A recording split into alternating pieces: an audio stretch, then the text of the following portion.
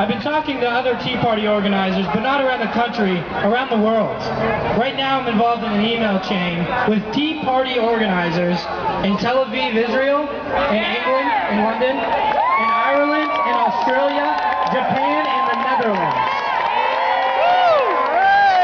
And these guys are just starting their Tea Party rallies. The guys in Netherlands, they have politicians on board with them. They have thousands of people organizing with them. They're taxed at 50%. So the point is, you know, as we're looking inward here at Tea Party 365, we're organizing, we're writing down plans, we're continually outlining on how to move forward internally and make this a better operation. And now people are around the globe looking at the American Tea Party as inspiration for their own fight for freedom, and fiscal responsibility, and free markets. Because when you wrap something around the principles and the core of freedom in the United States Constitution, there is no combating it. It's freedom versus tyranny. Here we go. And on that note, I'm going to hand it off to David, who will lead us into the rally. Thank you, everyone. Hello, David. He's the reason I got started doing this. By the way, folks, your signs are great, but they're good and high, and the cameras are having a little trouble, so if you could just lower them a little bit for now and let the cameras have the shot, because we want the country to see this. Our first two speakers, come on up, guys, and girls, guy and girl.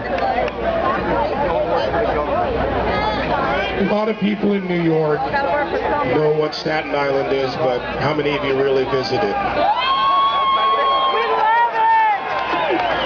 Well, Lorraine Scanny is a brave woman because she took the time out as a mom, as an American mom, to help launch the Staten Island Tea Party. And that's a great job you do out there. Frank Santelpi is another guy. He and Lorraine are a team. I think much like you and I are a team, Kellen. And I want them to talk to you now, not just about what they do on Staten Island, but what they believe in. And Kel and I will step off the stage. Welcome, you Tea Party activists. Yeah. Blame the bankers. We tried to. They wouldn't listen. Get around the corner in the corner. Why you do? Ignore them. Hello, New York.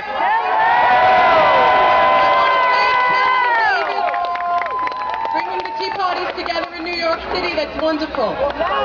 My name is Lorraine Scanny. I'm married, the mother of 2 children, and I live in Staten Island. We're in Staten Island. A year ago, I never dreamed the day would come when I would cease to be anything more than a mother and a wife. I never could imagine I would become a political activist. Life seemed normal. We went to work, took care of our families and homes, and went about our daily business. But the steady and scary march of events had left me no choice but to get involved. The threat to my children and to all future generations became too much to ignore. When I heard that tea parties were being organized around the country, I did what hundreds of thousands of other Americans did.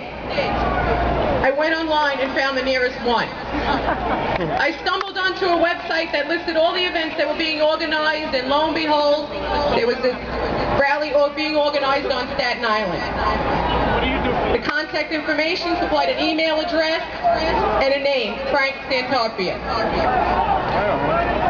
I wandered onto that website about 2 hours before Lorraine, and I managed to break completely out of my comfort zone, and I listed myself as an organizer. After all, they said that no experience was necessary, and Lord knows I had absolutely no experience. I got my very first response at around 7 p.m. It was an email from Lorraine. And that night, 2 total strangers, via the internet and over the telephone, formed the nucleus of what would become the Staten Island Tea Party. Then, a little over a year ago, I wrote my first letter to the editor. And in it, we announced that we were organizing a tax day tea party across from our congressman's office on New Dorp Lane in Staten Island. Certainly it would be the first of its kind in our borough, and certainly it would be our first attempt at political activism. Lorraine and I had no experience. I'm fond of saying that I've never organized anything more complicated than my sock drawer. Lorraine was raising her family on one end of Staten Island, and I was planning my retirement on the other. You could not find two more dissimilar individuals, but we were bound by our political beliefs.